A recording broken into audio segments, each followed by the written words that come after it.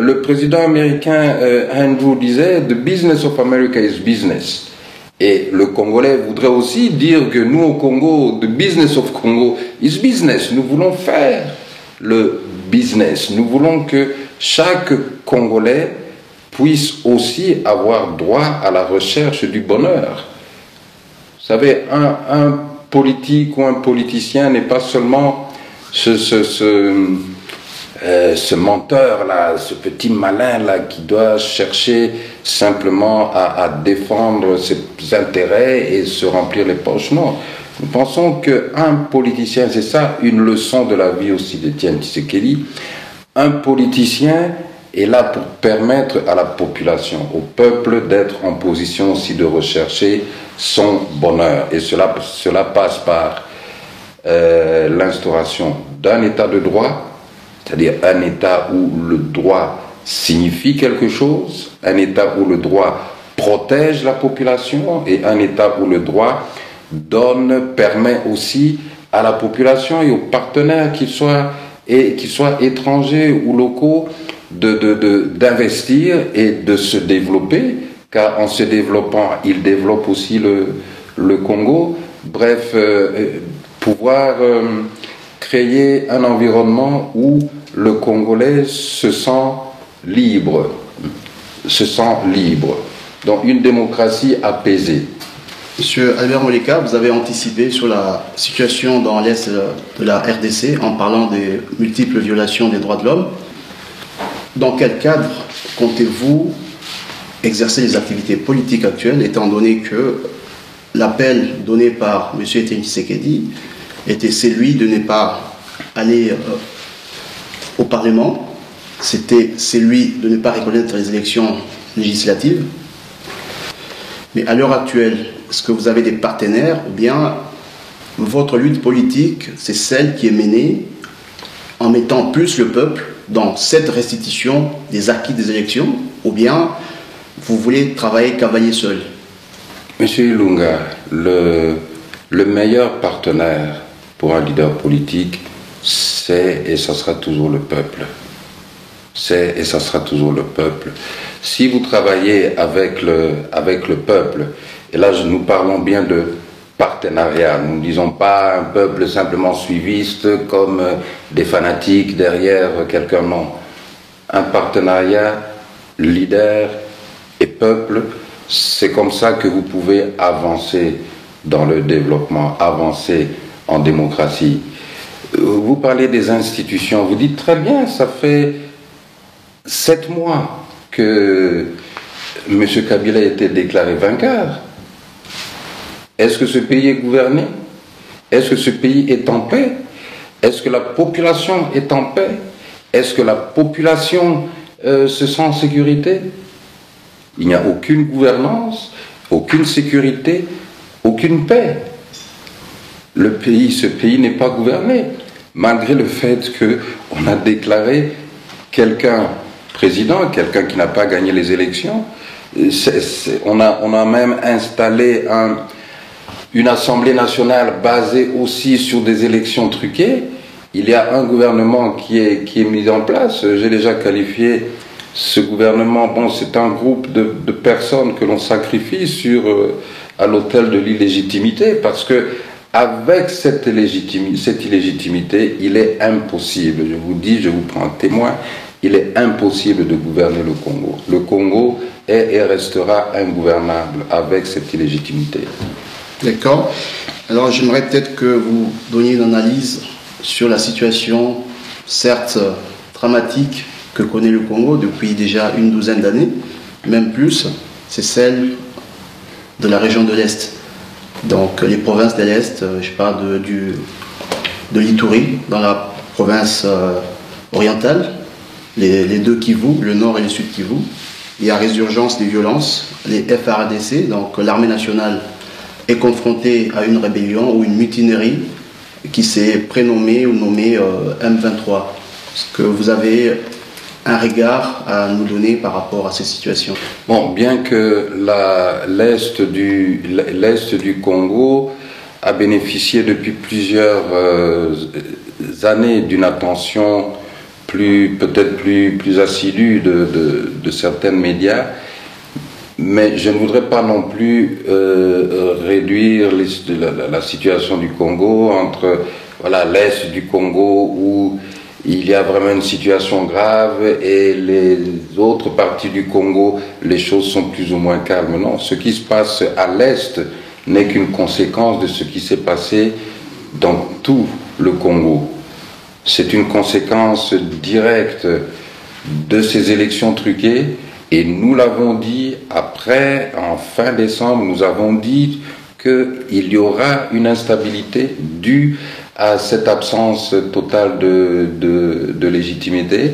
Je viens de vous dire que le pays est et restera ingouvernable pour la bonne et simple raison que si vous ne respectez pas le point de vue, l'expression de la volonté de ces mêmes personnes qui sont chargées de vous donner le pouvoir, parce que le pouvoir, c'est le peuple qui vous le donne. Si vous ne respectez pas ce souverain primaire, mais comment pouvez-vous penser gouverner un pays? Vous n'avez même personne à gouverner, puisque vous ne respectez pas la personne qui vous donne, qui vous accorde ce pouvoir. La situation de l'Est a ceci de particulier que depuis 1994, nos provinces de l'Est ont subi les conséquences d'une instabilité dans les pays voisins, en l'occurrence le Rwanda et le Burundi. Et ce problème dont la communauté internationale s'était appropriée n'a jamais été réglé comme il aurait dû. Et c'est la population du Congo qui en paye le prix chaque jour. Je ne pense pas qu'il faille aller plus en détail parce que la situation actuelle est encore tellement volatile et il ne faut pas non plus jeter de l'huile sur le feu, mais tout ce que nous pouvons dire, c'est que il sera difficile de trouver une solution de paix dans la partie est du Congo avec un pouvoir sans aucune légitimité et aussi avec un gouvernement dans un pays voisin qui ne prenne pas comme priorité aussi des pas conséquents et visibles vers la réconciliation de ces deux communautés ethniques. Est-ce qu'il y a une voie de sortie par rapport à cette situation dans l'Est de la RDC? Est-ce que vous trouvez qu'il y a une voie diplomatique, qu'il y a une voie bilatérale entre les deux pays qui sont, je peux les citer, le Rwanda et le Congo, ou c'est une question multinationale qui demande à ce que les Nations Unies soient plus impliquées, l'Union africaine, les pays de la région des Grands Lacs soient tous impliqués pour la résolution de cette crise? Vous avez cité toutes les dimensions un peu de ce conflit, mais là, une des conditions sine qua non, même pour chercher une solution à ce genre de problème, il faut on bâtit ça sur quelque chose. Il faut d'abord une stabilité au niveau de la légitimité de pouvoir en RDC. Aucun pouvoir illégitime ne peut affronter la résolution du problème de l'Est. Déjà, de 2006 à 2011, que ce soit la communauté internationale, que ce soit diverses ONG, ont fait beaucoup pour l'instauration de la paix dans l'est du pays, surtout Nord Kivu et Sud Kivu. On a pu voir de quelle manière il y avait aussi une collusion entre le régime de Kinshasa, ou certaines personnalités au sommet du régime de Kinshasa, et le gouvernement en place dans un État voisin, au Rwanda en l'occurrence, pour qu'il y ait la persistance d'une situation toujours un peu volatile à l'est du Congo, parce que cela favorise l'exploitation illégale de nos minerais. Mais actuellement, avec ce qui s'est passé après les élections, à l'issue des élections, Et la persistance de ce manque, cette absence de légitimité, cette répression à l'encontre de la population, ce que nous vivons dans les villes, lorsque vous transposez ça dans les situations à l'Est, vous ne parlez plus tellement de répression policière, mais c'est des répressions militaires. Et lorsque d'un côté on vous dira toujours les méfaits, les atrocités commises par les FDLR, mais sur le terrain, les populations nous diront mais non, ce n'est pas les FDLR. Des fois, c'est des militaires qui portent les uniformes de notre propre armée. Bon, il y a certains faits à l'est du pays qui nous amènent à penser réellement que une fois que les Congolais se mettront d'accord pour résoudre le problème de la légitimité du pouvoir en RDC, la solution aux problèmes à l'est du Congo deviendront beaucoup plus abordables. Donc, si je vous comprends bien, tant qu'il y a un problème de représentation du pouvoir au Congo, nous sommes dans une impasse pour résoudre les questions de conflits qui se propagent dans l'est de la République démocratique du Congo. Donc vous faites un lien entre représentation du pouvoir, légitimité, entre légitimité du pouvoir. Tant que ce pouvoir... Mon cher ami, vous pouvez avoir tous les tanks que vous voulez, vous pouvez avoir tous les missiles nucléaires, ogives nucléaires que vous avez, mais si vous n'avez pas la légitimité, vous ne pouvez pas apporter une solution au problème d'un peuple qui ne vous reconnaît pas cette légitimité. Nous sommes à une semaine, jour pour jour, de l'indépendance, la commémoration de l'indépendance du Congo. M. Moleka a une vision personnelle de ce qu'un homme politique responsable pourrait avoir comme action politique dans les 2-3 années prochaines.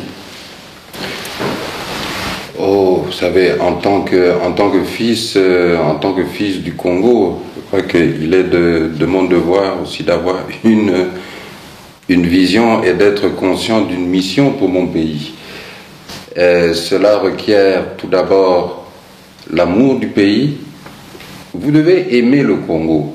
Vous devez aimer le Congo afin de servir le Congo. Et lorsque je vous parle de cet amour, ce n'est pas un terme creux. Vous devez être prêt à vous sacrifier pour le Congo, afin de servir le Congo. Parce que qu'est-ce que le Congo? Le Congo, ce n'est pas ce pays qui bat les records du monde de viol, ce n'est pas ce pays où vous avez chaque trimestre des centaines de milliers de déplacés, ce n'est pas ce pays qui est 187e, donc le dernier sur l'indice du développement humain, ce n'est pas ce pays qui est, je crois, le